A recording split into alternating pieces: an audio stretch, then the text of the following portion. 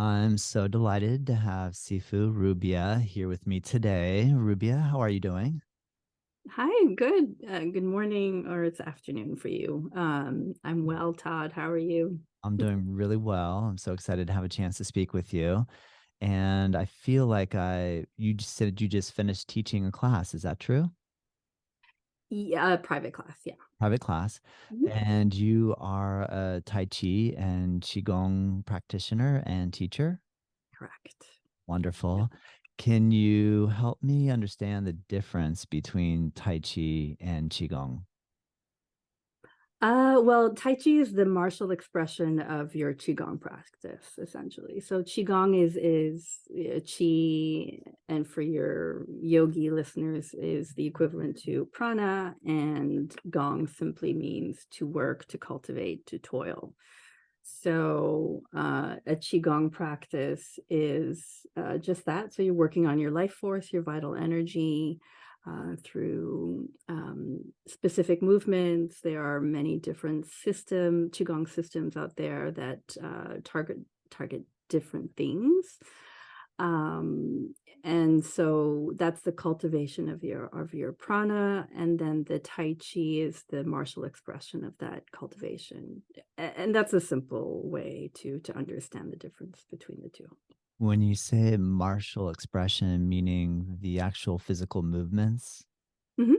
Yeah. Correct. So Tai Chi is also known as the grand ultimate for martial artists, and usually a typical path to your Tai Chi is a Kung Fu practice.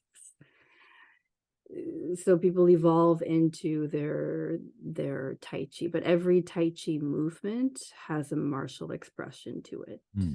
Uh, I don't typically teach martial expressions just because the venue actually oftentimes requires me to teach it more as a meditation, which it also is. So I teach it primarily as a moving meditation. Nice.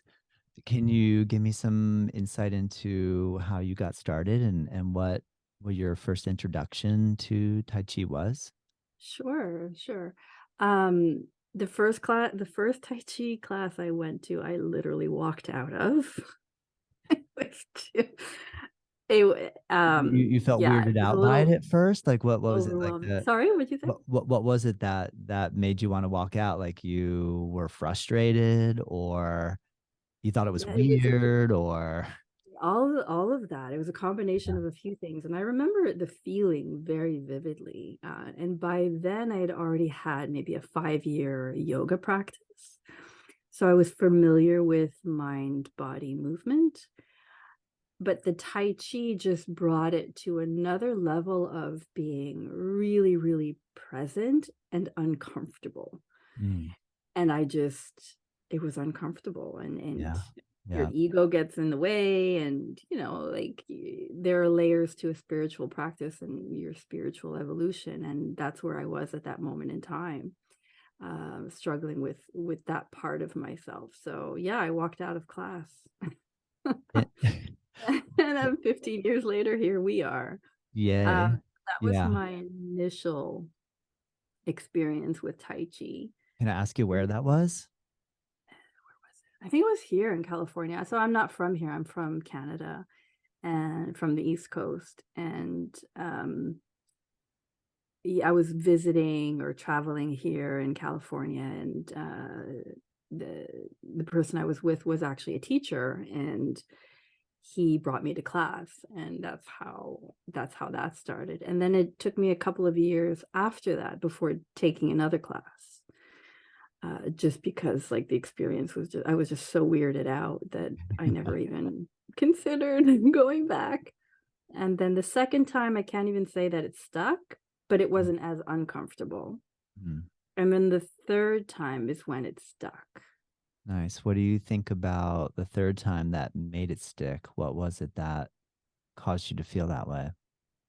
So I don't know. I think I was in a different place. I was, I had, was a little more seasoned.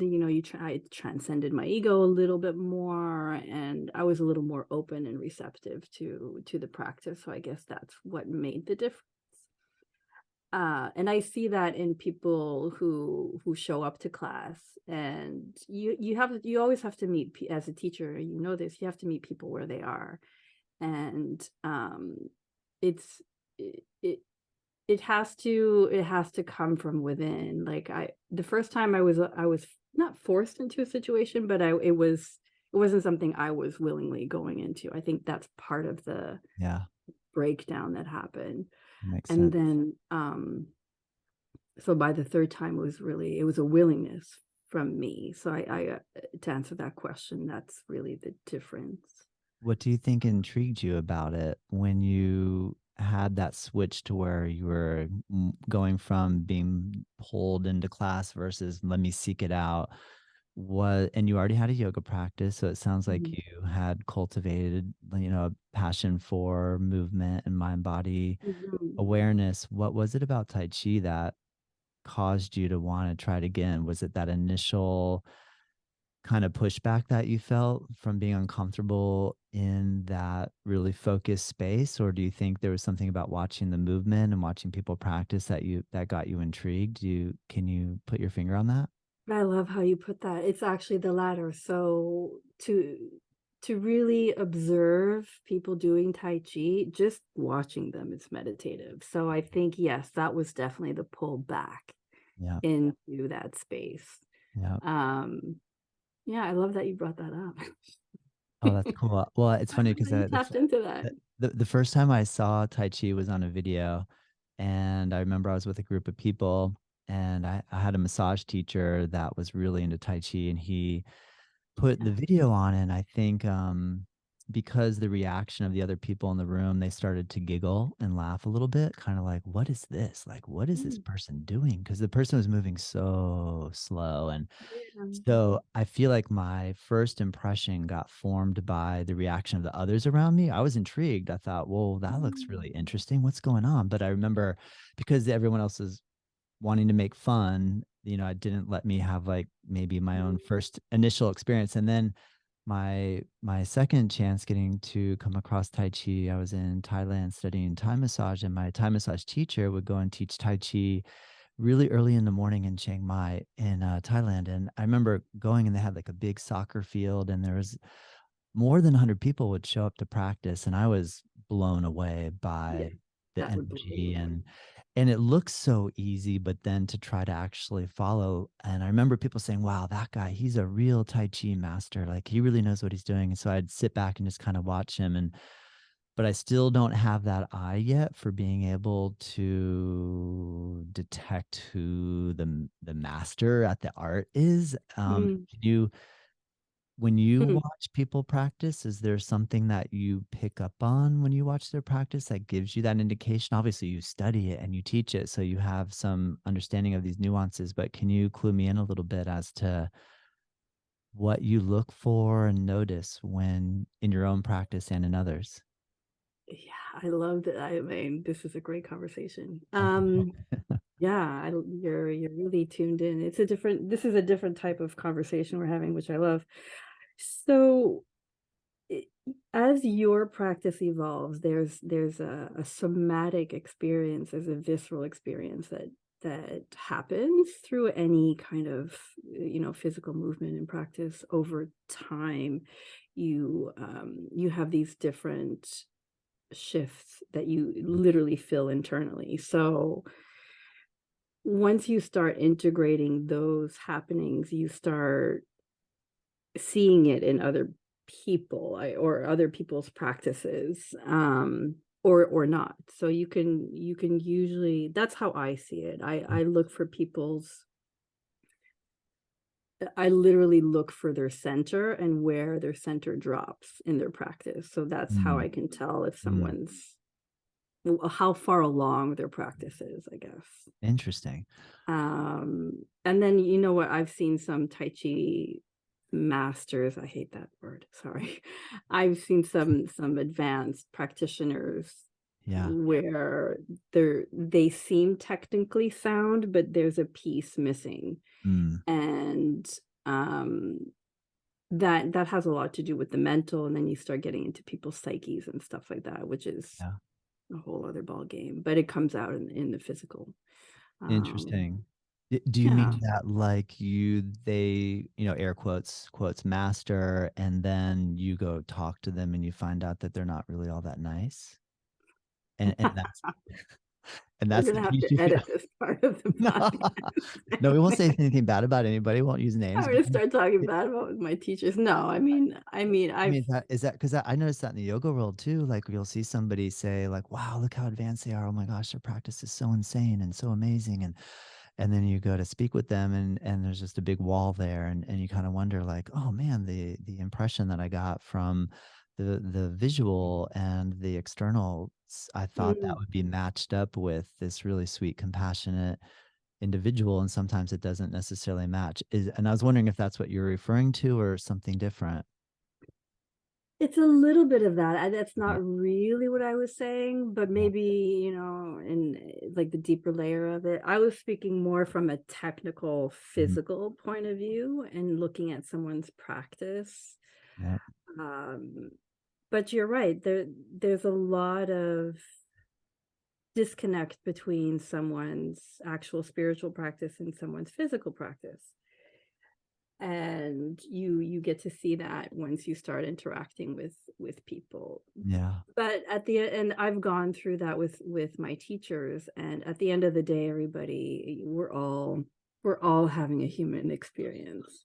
Yes. And it's really not taking, like, take the lesson, forget the person. That's how I see it. And I even teach that way. Like, don't look at me. Don't really pay attention to what I'm doing through my life.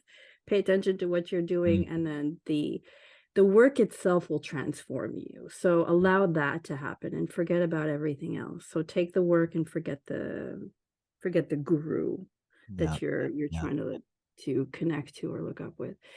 And because that cultivates disappointment, and I've gone through that path of disappointment with my own teachers, and then you have to really, and then you start teaching, and then the lights being shone like on you, and you have to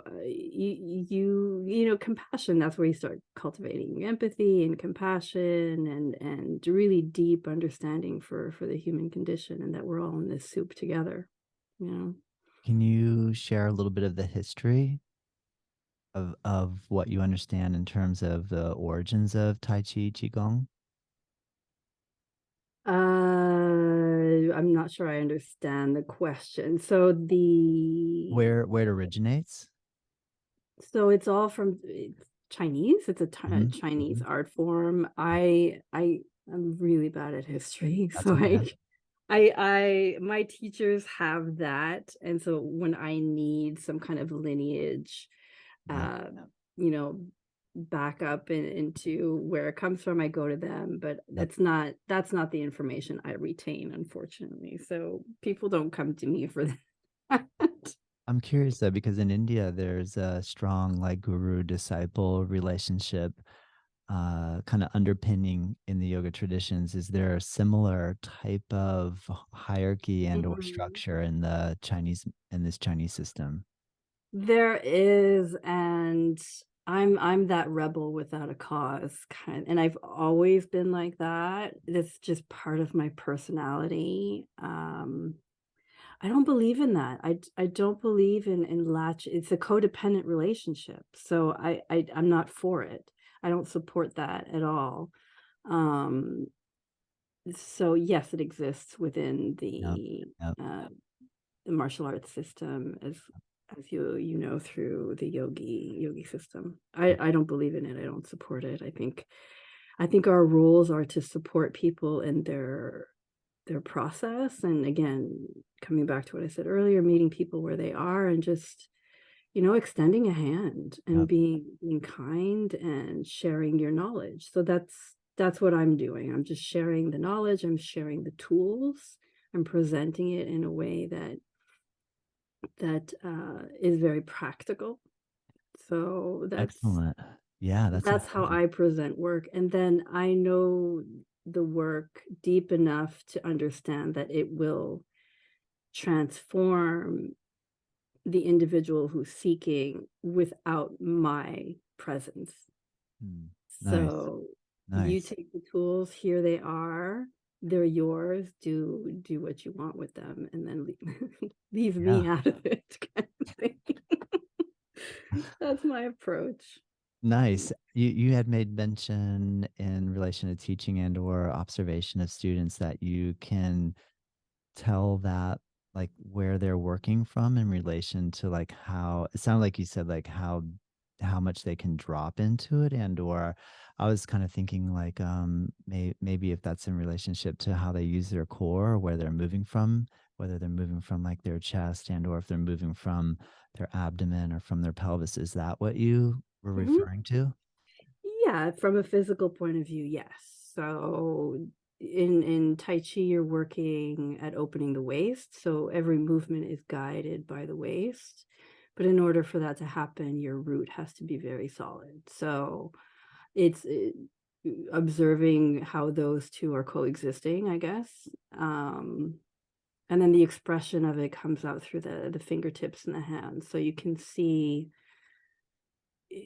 you could see the energy moving. And when you were there in China observing, or in Thailand observing 100 people doing it, you could literally see energy moving, I'm sure.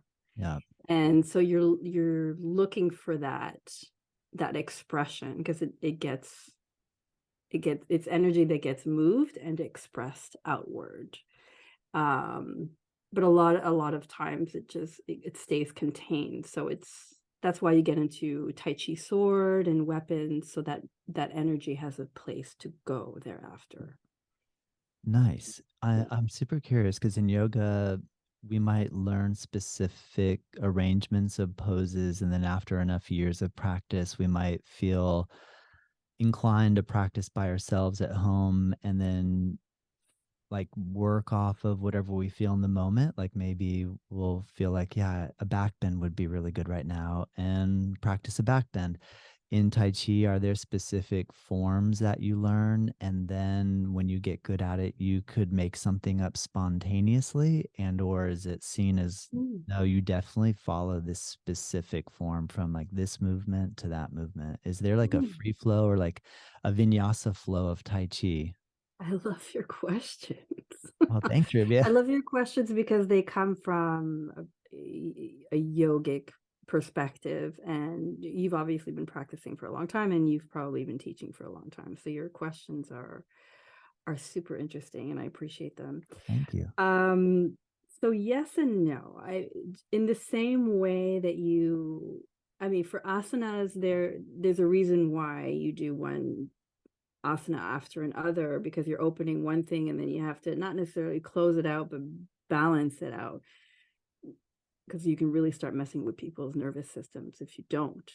So in that sense, I would say if you're a yogi, my opinion is stick to the script, because there's a reason why it's set up that way, and you don't want to go off the deep end because you're doing it your own way. And I say that actually very seriously, because Yeah. you are messing with, not messing, but you are working with people's nervous systems and the spinal cord and the whole, spinal column. And when you start, if you start moving in the wrong sequences, then you're moving energy in the wrong way. So you have to be very careful. And you're referring to more advanced practices where, yes, okay, this feels good now in this moment, but did I do this to make sure that that doesn't happen? You follow what I'm saying? I So do. that Good being point. said, for Tai Chi and Qigong, I mean, they're called systems for a reason, because the movements build upon each other in certain ways. So you want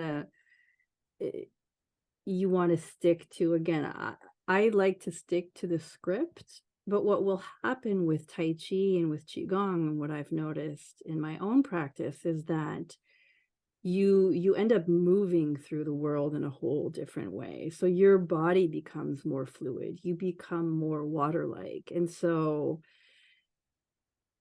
Spontaneity, I would say, like, I'll find myself moving the ball or doing like grasping sparrow's tail or ward off and roll back like in the middle of an airport just because I feel like I need to release something. Um, but it, and that's there's nothing wrong with doing that based on this how it's structured. I guess it is a little bit different now that I'm kind of answering your question in real Yeah. time and you're Yeah. making me think about it. Yeah. Um, I would say there's maybe a little less hazard with with doing that in Tai Chi than Yeah. Yeah. an asana practice. Yeah.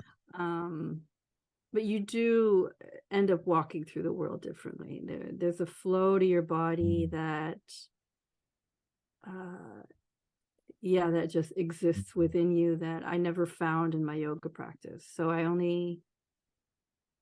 my yoga practice changed when I had a Tai Chi practice. Nice. The internal circular movement of qigong and tai chi, that energy, once you bring that to your yoga practice, it changes it completely. You start moving through your vinyasas in a whole Wow. different way. That's cool. That makes sense. I'm curious when you say circular energy, are you visualizing like going from the top of the head down the front of the body, up the back of the body, and making like a circle that way? Are you doing spirals like up and down? When you say circular, can you help me understand what Sure. what that looks like? Or So that meditation that you're referring to, we call in not my world, but in this world, we call it connecting the cosmic orbit. So you're uh, pulling up at the perineum, and then you're putting the top of the tip of your tongue to the roof of your mouth, and then you're circulating back up from the back and then down the front. So you're creating that cosmic orbit. And then you can go into the different pathways and how one goes up, one goes down as they're both going up and down. Anyways, that's a little too technical for this conversation, but yeah, so that's one circular motion that you create through meditation. And then, I mean, some Tai Chi drills or you know what I mean by drills, right? hmm, So specific movements that you do over and over again help you develop something else. hmm, So there are certain practices with a Tai Chi ball, for example, that cultivate that circular movement in your body, in your joints, in your especially the shoulder joints and the hip joints. But those are more advanced practices, I would say. gotcha. But it's having gone through those types of exercises or drills that develop that circular energy. But those are really advanced practices within Tai Chi. Got it. Yeah. You were kind enough to give me access to your course, which is Tai Oh Chi yeah. Fundamentals course on your website, taichiwellness.online. Mhm. And I saw that you filmed one of the shots is from on top of a hill overlooking the ocean in Southern California, like on Mhm. a magical day, like one of those classic Southern California days where it's just so perfect and beautiful. And where did you film that? I couldn't figure it out.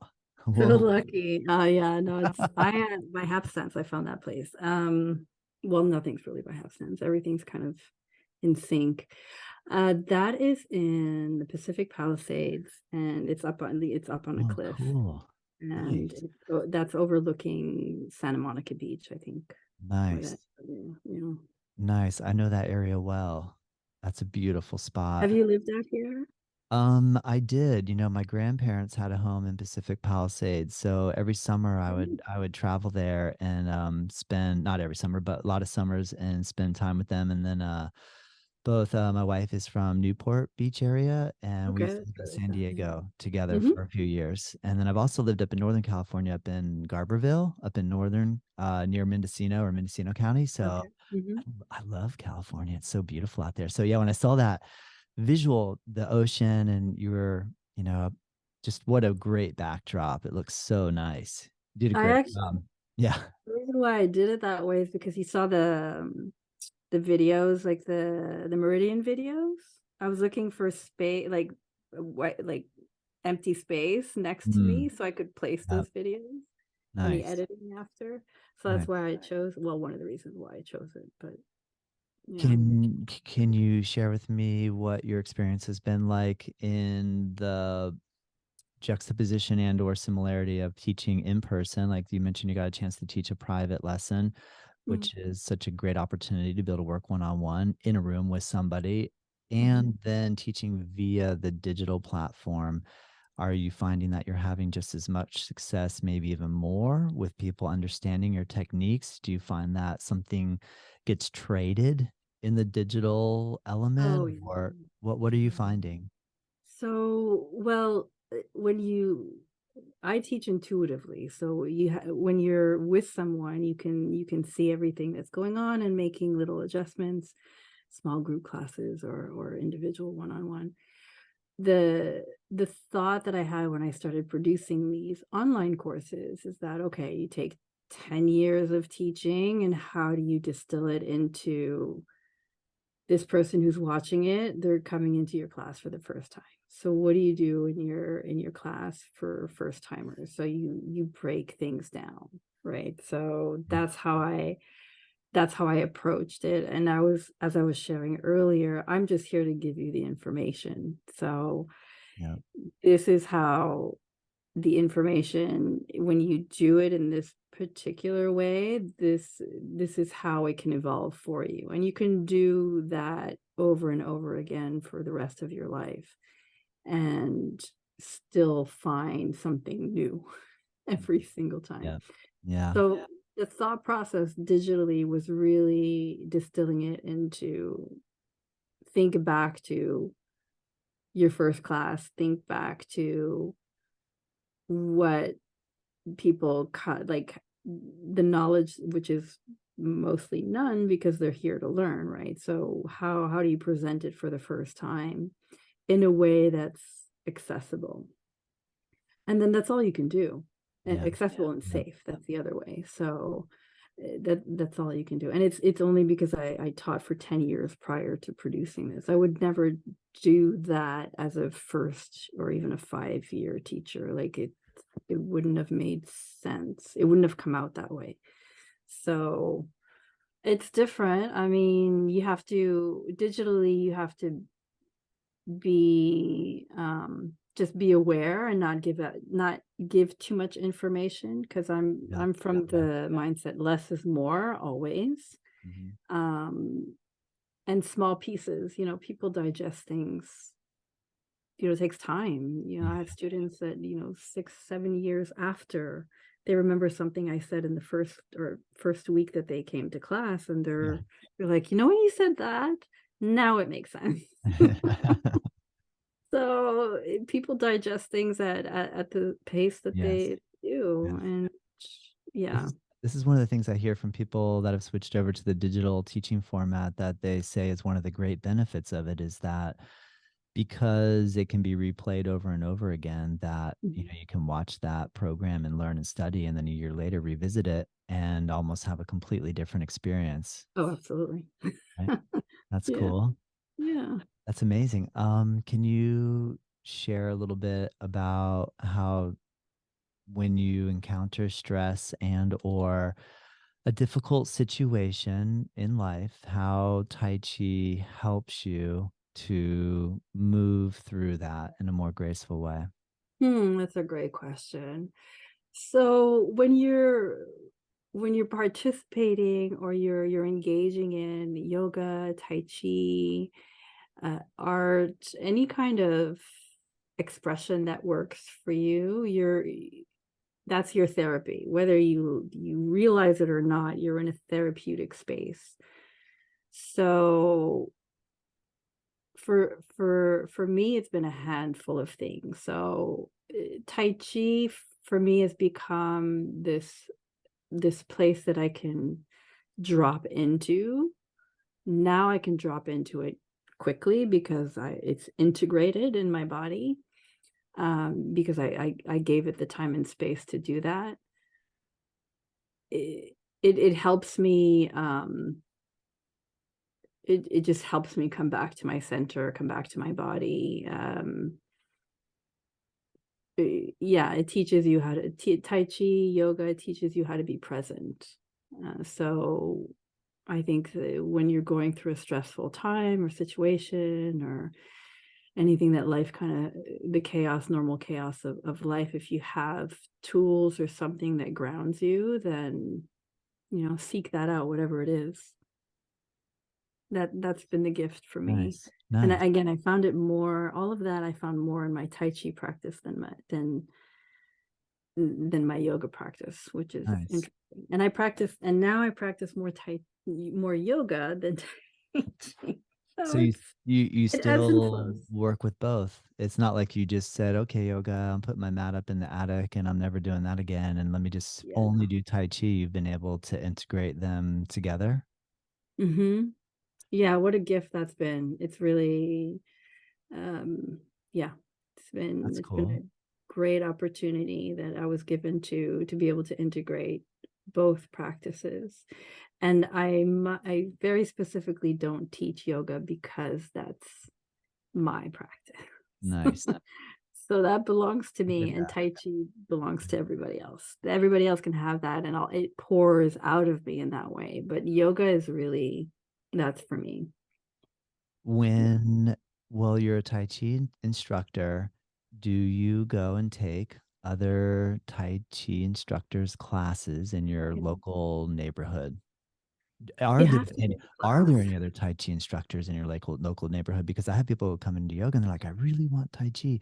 I want Tai Mhm. Chi. We want to find Tai Chi class. And so I'm always looking on Google, and I do know someone now locally who does teach, but for the longest time, it was something I could never find or that Mhm. I could refer people to. I'm curious Mhm. how now California is a whole nother Yeah. game in sense of like you can't throw a rock and not hit probably a Tai Chi studio somewhere in Southern California. No, it's still But not it's not, no, no, it's no. still not obvious.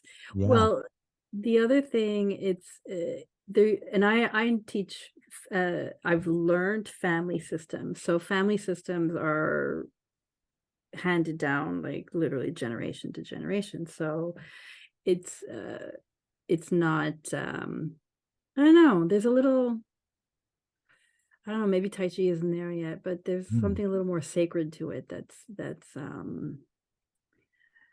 eh, I don't know, maybe it hasn't been commercialized the yeah. way that yoga has been, That's and a good maybe point. that's where it's going to. I don't know, but Like special Tai Chi leggings or something. Like, I don't know. Like there'll be a brand new fitness I don't. store that'll sell. I have to say I can't see it, but I Yeah. can't say Yeah. that it won't happen. Good point. But Yeah. I can't see it. Yeah. Um, What does that turn into? What does that look like in terms of like local students seeking you out? Is it something that you're needing to always educate people about Tai Chi to try to generate interest, or is it that people are specifically finding you knowing that they want Tai Chi?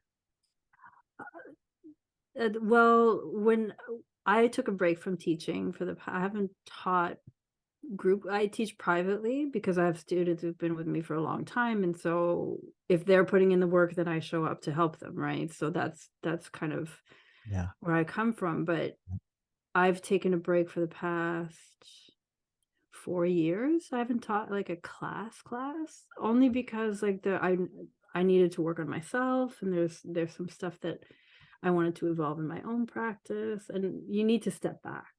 You need to step back from teaching. You need to like Yeah. Yeah. grow a little bit and gain some wisdom and dive into your own practice. And sometimes you can only do that when you don't have other energies pulling at you for the information. Yeah. So that's where I've been in the past few years, Got it. besides the digital stuff, but I haven't really been teaching new classes, but that's going to change. So I'm ready to get back into the circuit again and start teaching. I usually teach at like for the city, like the Parks and Recs or YMCA, stuff like that. So Nice. it's harder to find yoga Tai Chi teachers are a lot harder to find because it takes a long time to evolve an actual practice. Mm. And it's just set up differently. I don't know. Have you in your studies is so like I know in the yoga world there's there's Iyengar yoga and Ashtanga yoga, and then there was Mm, Anusara yoga, and there's all these different styles. Obviously, there's different. You had made mention already. There's different styles of Tai Chi. mhm. When you got into Tai Chi, did you like fall into a specific style that you were with for a period of time before something else caught your attention, or how many different styles of Tai Chi have you been exposed to? So there's the classical, the most not performed, practiced style is the Yang family style. So there's a couple of branches in the Yang family style, but you can always tell what a Yang style is, and that's the most practiced worldwide. Uh, And that's where I started, and that's kind of what that's the lane that I'm still in. That's the one I stay in. There's just so much work to do in one style yeah, that's fine with me. And yeah, then there's Chen style, which is a very different energy. It's a little how do I explain that? It's just a different energy, and you can always tell the difference between a Chen style and a Yang style. So those are the two that I've come across. There are a couple of more styles out there. Again, not the historian here. yeah, yeah, I'm more of a meditation and making uh, the mind body connection, spiritual path kind of thing. So yeah, I'm fine with my yang style. I've done some kung fu and different kung fu styles, different qigong styles. I've explored a lot. I've studied under certain teachers and I've left them. I've gone and studied under other teachers and left them. And so I'm the rebel. So I won't stick to one teacher. And I've had teachers who really they didn't like that I did that, but again, I'm not into the codependent behavior, so I you won't understand. find me doing that. Yeah, Um, there's the same exact thing in the yoga world, which I'm sure you've come across that as well. yeah, I mean, I again, not to say that it's wrong, I just don't believe in it. Yeah, I'm yeah, not a subscriber to it. So I believe in personal choice. I believe in personal sovereignty and exploration and discovery, curiosity.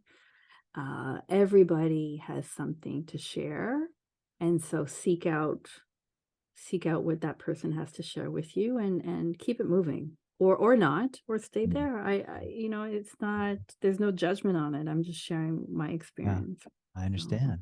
I yeah. appreciate that.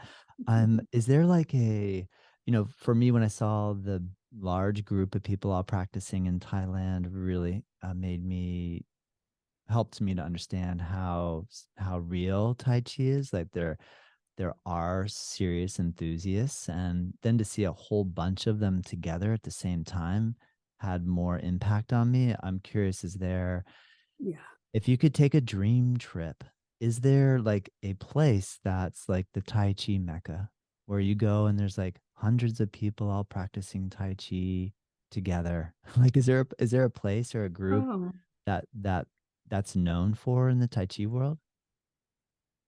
that's a great question. I just I can't Yeah. answer it. I mean, Yeah. Like I it, think in yoga, someone I else think, could yeah, answer it. I just yeah, can't answer it. I mean, yeah. I have no desire to go to China, honestly. Mhm. I have no desire for it.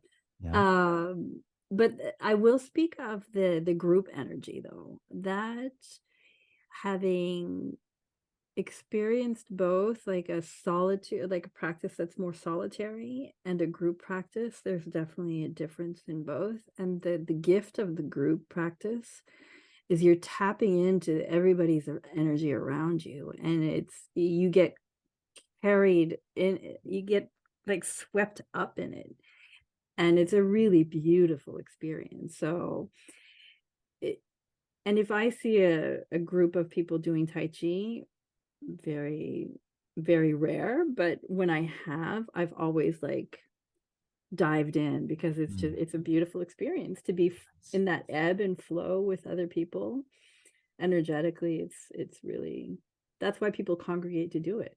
It's Yeah. Yep. there's a sensation that's palpable that feeds you. Yeah. Is there a text that people go to when they are interested in learning about Tai Chi? Like, say, in yoga, people will seek out either Bhagavad Gita or maybe Yoga Sutras of Patanjali. Is there an Mhm. iconic text out of China or even modern that people gravitate toward or that's really popular? Yeah, that question I can answer. Okay. The I feel like, well, yeah, my knowledge of Tai Chi needs some refinement, I guess. No, I hope Um, I'm not being too nitpicky here. I just no, I curious about these different. love you this Okay, all right, conversation. all I'm right, loving everything about all this right. conversation. I really, really am. No, That's the great. Tao Te Ching, that's Got it. it follows a Taoist philosophy in that sense. That would be the book that gets you into at least a mindset of being in flow with nature and being um just being able to let go. I mean, Tai Chi is all about letting go and surrendering, and not surrendering, but yielding. So, the Tao Te Ching, there are a lot of great Tai Chi books out there. I can leave a list with you that you can put in your show Oh, notes if you all right. like. All right. Appreciate Um, that. and there, a lot of them are, one of them is technical, like Tai Chi Classics, I think it's called. Let me see if I can find it. Can't see it. I'll leave you a list. So that one's a good one to start understanding some practical aspects to a Tai Chi practice. If you're more like if you're more um, uh, brain centered or literal, like you Mm, function more if you read. There's a Harvard book. Harvard wrote a book on Tai Chi, so that's a really good technical book as well. I'm a practitioner, so although I love reading, I need to practice. I need yeah, to like get into my body. I know some people who write all of these Tai Chi books actually don't have a Tai Chi practice. So interesting. follow the people who are doing the Tai Chi. Armchair That's Tai Chi. yeah, right. And that's fine. And there's value, there's definitely value there, but uh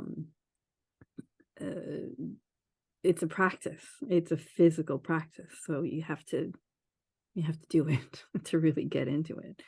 And then It, there are other books that I'll share with you that have more personal stories on some of the teachers from the lineage that I'm from that are very interesting books as well. So nice. I know we're working in the audio realm right now. If I'm a brand new student and I come to you and I get to work one-on-one and or take a private, mhm. where do you start with me? What's the beginning? What's the starting point? The starting point is to feel your feet. Take your shoes off and feel every part of your foot. So ball of the foot, middle of the foot, heel, feeling articulating the toes and rooting those into the ground without gripping to the ground, but really feeling a depth to the floor, the feet, the earth beneath your feet. So you start in a wu chi stance. So just feet hip width apart, a slight bend in the knee. Um, Tailbone is gently dropped and not tucked. So nice, long, soft spine. And arms are, just gently by your side, palms towards the earth.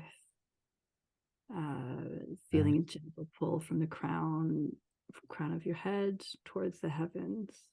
And just standing in that energy for a little bit. Mhm. That itself is very, very challenging. You Yeah. have such a nice voice, though. It makes me feel relaxed just to hear you kind of explain that. So I For podcast purposes, I hope it worked. is there because there is like an energetic component, and I'm sure you come across some people that might right away really gravitate toward grasping these concepts, and then maybe you come across situations where maybe it's very difficult for people to get grounded and start to even feel Mhm. their feet.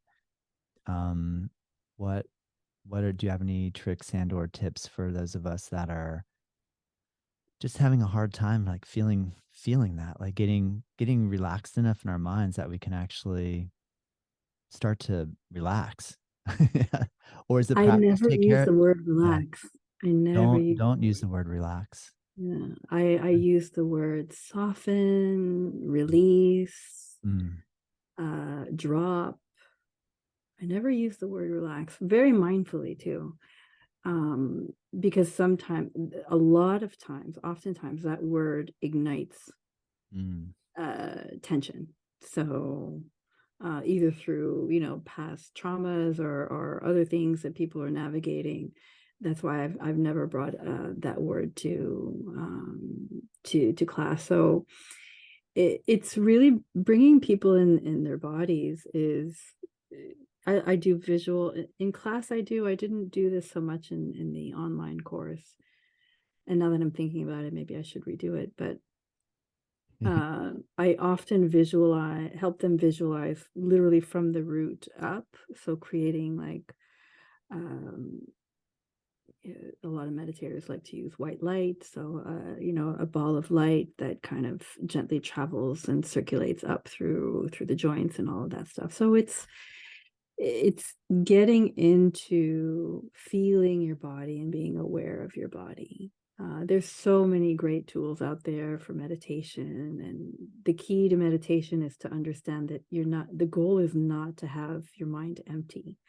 It's not the goal. The goal is to be aware that you have thoughts. You're not trying to get rid of your thoughts, is to be aware that they're there, and how do you either redirect them or let them go. So becoming in a state of constantly being able to let go and to release and all that's developing a meditative lifestyle as opposed to meditative practice, right? So yeah, yeah. um and it's time. You have to give yourself the time to do it. These things don't develop overnight. You have to give yourself the gift of healing, the gift of release, and all of these things. Nice. If I were to say memorize and or if I used your routine that you teach, the routines that you do teach in your course, Mhm. and do you recommend that right when I wake up?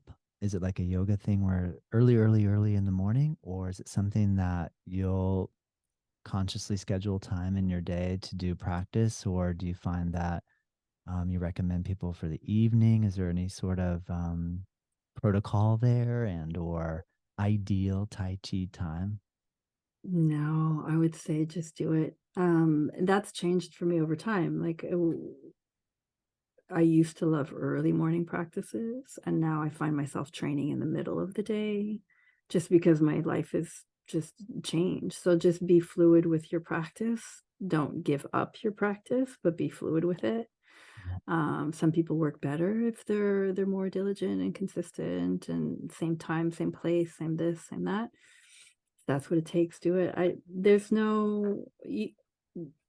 I don't know. There's no rule in my book. Again, I'm not a Yep. I'm Yep. not Yep. a rule follower. I You just like to be balanced. My goal is, if there is a goal, is to always be in equanimity, and to um to work towards that, and whatever the work requires that to end there, then that's what I'm going to do.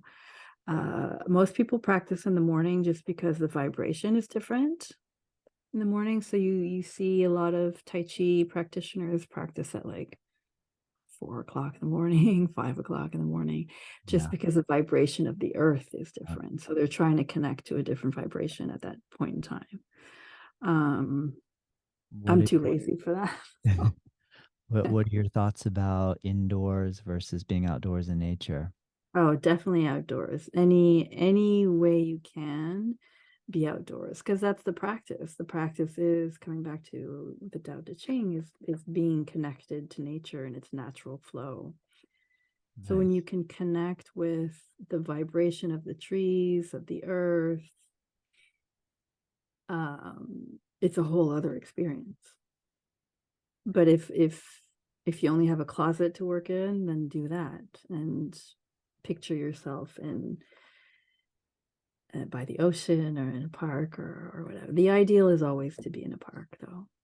You Yeah. made mention that, like, say you're in the airport and you just have Mhm. to, like, release something There that you you'll that go. There you you'll, bust out. I like the terms that you used. I'm not familiar with the I love how in Tai Chi, what was some of the names of the routines again? Can you say some of what they're called? Oh, grasping sparrow's tail. Grasping Sparrow's Tail. I love that. Grasping tail, yeah. It's a beautiful movement too. It's a difficult movement. Not difficult technically. It's difficult in the sense that you when you start it by holding a ball. So you think about you're holding this ball, whatever it is that you love or care about is in this ball, and then all of a sudden you have to let it go. So the movement is literally placing your hand gently over this ball, and with the other hand, allowing it to release and let go.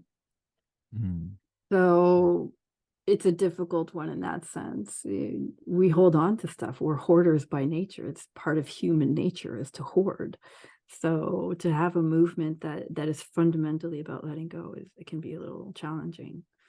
So that's grasping sparrow's tail, and then there's Do you think the name Grasping Sparrow's Tail, but it sounds like you're letting the sparrow's tail, you're you're letting it letting it go. go. So is it Yeah. almost like you're grasping and letting go?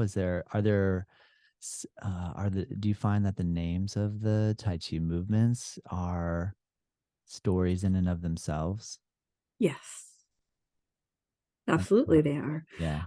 Yeah. Um, so grasping sparrow's tail, yes. So it's you're literally holding on and letting go because the sparrow doesn't want to be held down, right? It's a bird. I don't know one bird who wants to stay grounded. So yeah, it's finding that balance point of holding on and letting go. And then there's warding off and roll back, and those are also beautiful movements. Warding off, like warding off a spirit, like warding off. Is that what you're? Yes, so warding off, like pushing, you're pushing away, warding Yeah. off, and then rolling back. So you're gathering again. So Mm, you're pushing away, gathering again. And when you look at Tai Chi, one thing I'm sure you've noticed is it looks like a wave. So they're flowing in, high tide, flowing back, low tides, constantly. So you're in this ebb and flow constantly. And listen, that's the chaos of life, right? nice. You're always ebbing and flowing. So the idea of the movement is really to mimic nature and or flow with nature Mhm. is yeah, Yeah.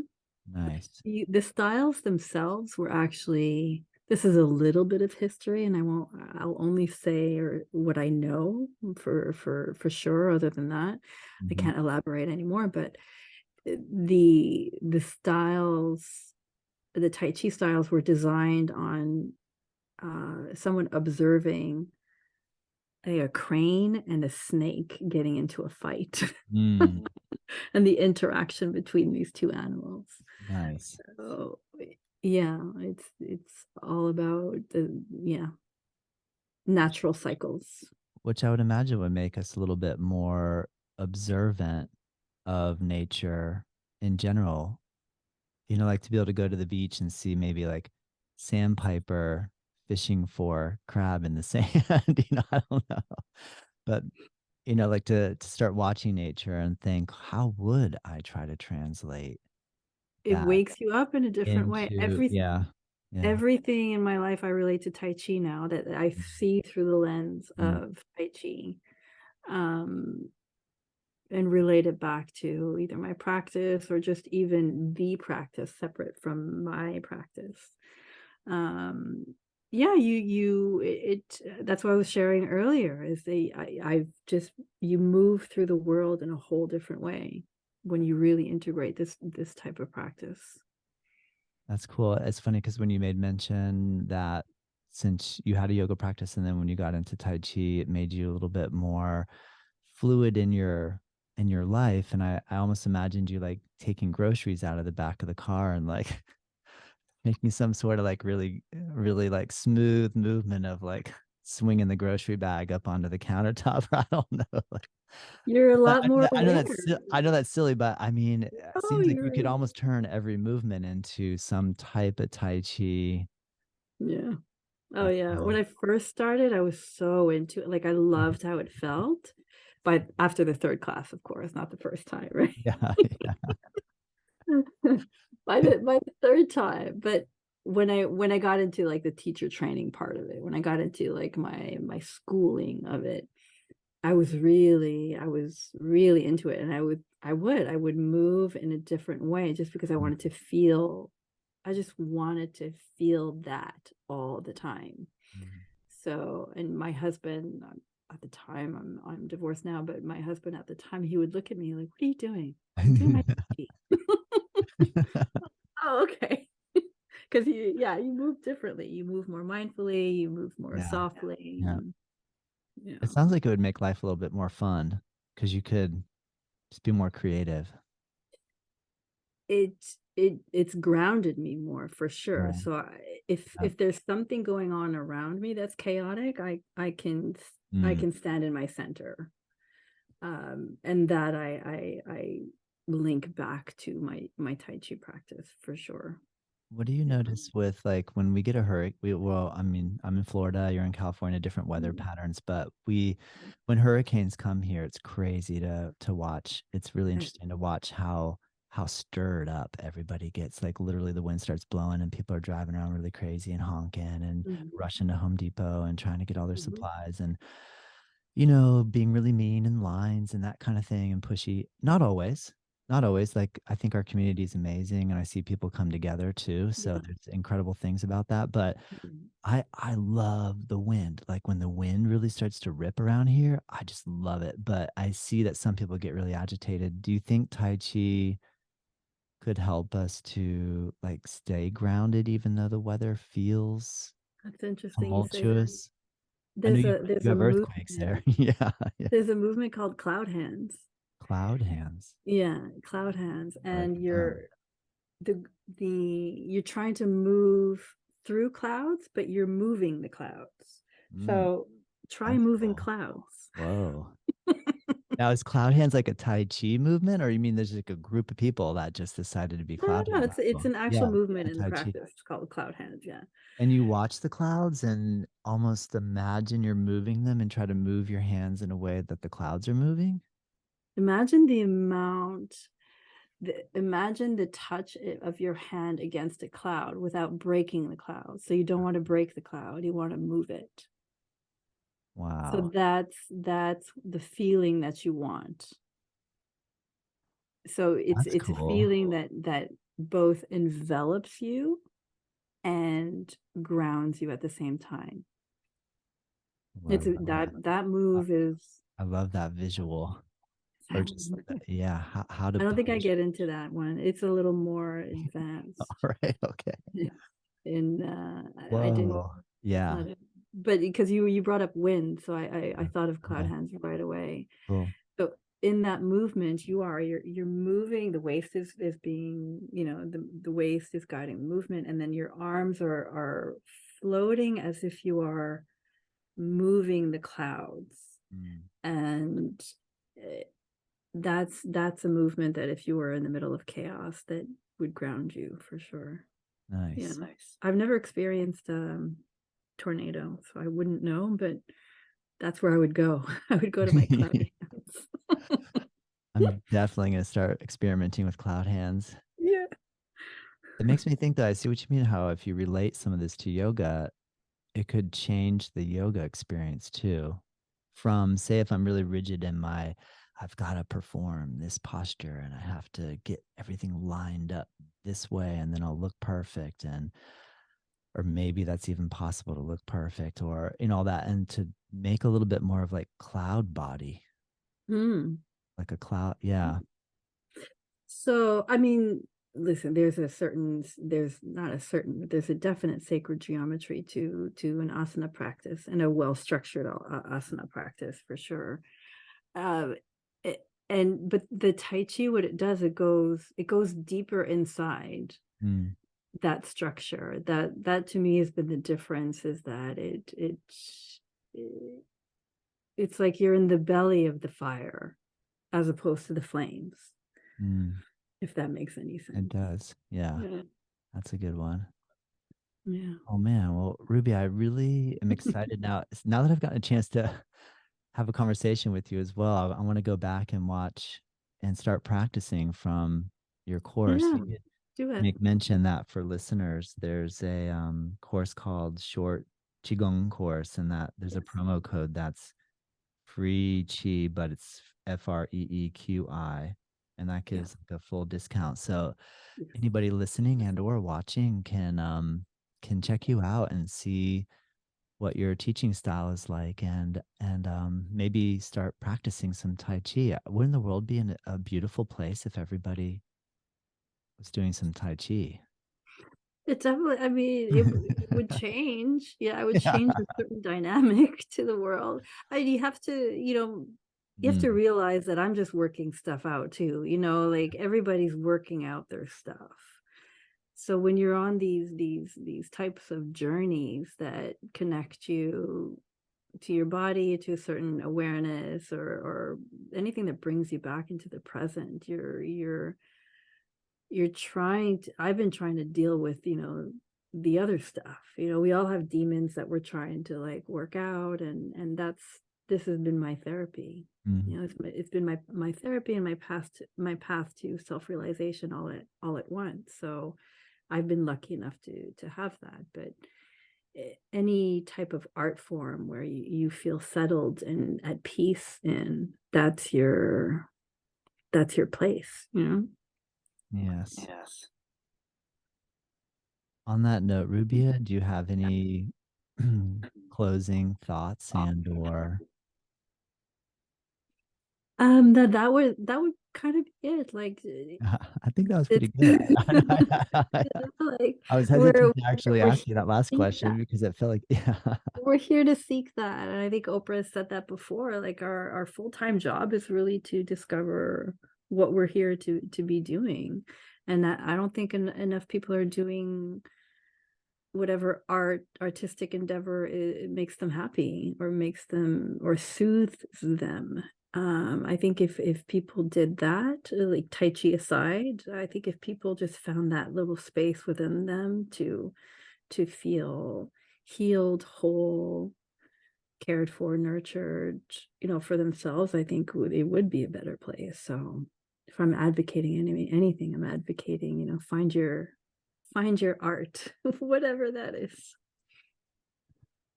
Well, thank you, Yeah. Rubia. I really am appreciative of you taking time out of your day for us. I really appreciate it. This has been the best podcast recording ever. Oh, Honestly, your questions were oh, brilliant, and they came from a really curious place. I love people who are curious. oh, So, thank you, Rubia. no, no, thank you. This was really great. Well, I'm excited for I'm excited to publish it and get it out there, and I'm definitely gonna use your course, and I Yeah, wanna practice with you. So thank you so much for offering that to me. Thank you. you're welcome. Enjoy. And then, yeah, the course itself, I don't know how far along you went in, if you just did the beginning, but Just the beginning, to be honest. I it's didn't get a it's chance to go. sectioned in really small digestible pieces, so they all build upon each other. So you're really, yeah, it's well done. I'm not saying that to for any other reason, that it's easy and it's accessible, and it's the right tools are there for people, and you have a good foundation to build upon something else. So if you go, that's another thing, is that coming back to what we were saying about digital versus in person, the tools that are there in that course are preparing you for when you do find a class out in the world, Mm, separate from me.